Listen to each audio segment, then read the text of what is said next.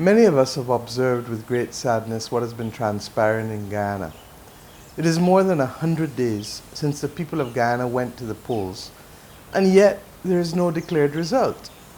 From the very beginning, we have been clear and said consistently that every vote must count and every vote must be made to count in a fair and transparent way.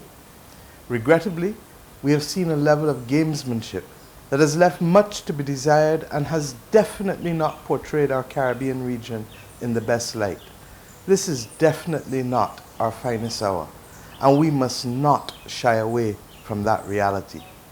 The Caribbean community is concerned at reports that the Chief Elections Officer has submitted a report to the Guyana Elections Commission, which is contrary to the directions given by the Commission and which does not reflect the results of the recount process as certified by the very staff of the Guyana Elections Commission and indeed witnessed by representatives of the political parties. Indeed, these numbers and the certification of them were also witnessed by our CARICOM observer team.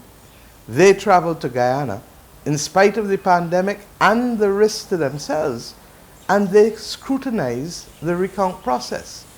The CARICOM observer team was of the unshakable belief that the people of Guyana expressed their will at the ballot box on March 2nd, and that the results of the recount certified as valid by the staff of the Guyana Elections Commission led to an orderly conclusion on which the declaration of the results of the election could and would be made.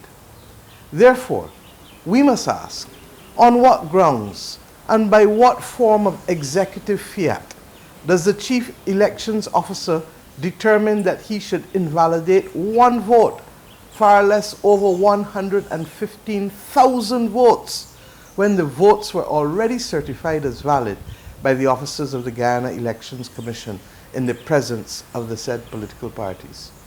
We must remind all that if there is any evidence of fraudulent or improper conduct, then there is a clear and well-accepted route to deal with these matters. It is through an election petition to an election court. Any attempt to provide numbers different from those certified by the staff of the Guyana Elections Commission has left many in shock and wondering what next will happen to frustrate the will of the Guyanese people. The role and focus of political parties must be useful and not obstructive in embracing and promoting the clear and express will of the people. And when we confuse and frustrate that will is when we begin to sow the very seeds of discord and acrimony that we are sworn to dissuade and discourage. The community holds the strong view that no voter must be disenfranchised in determining the credibility of this or any election. It is this commitment to a fair and transparent political process that led CARICOM to send 2 electoral observation missions, one for the elections and one for the recount. In addition, 4 Prime Ministers accompanied me to talk to both sides and to urge patience, especially after the loss of one life. We thank you, the Guyanese people, for that patience.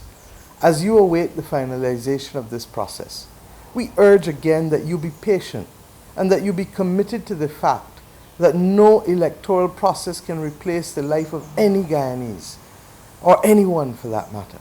There must be room for all, regardless of who wins and who loses. I assure you that the community remains committed to the people of Guyana and remains resolute that the report of its observer mission was very clear in its conclusions as to the will of the Guyanese people as reflected in the recount which they monitored.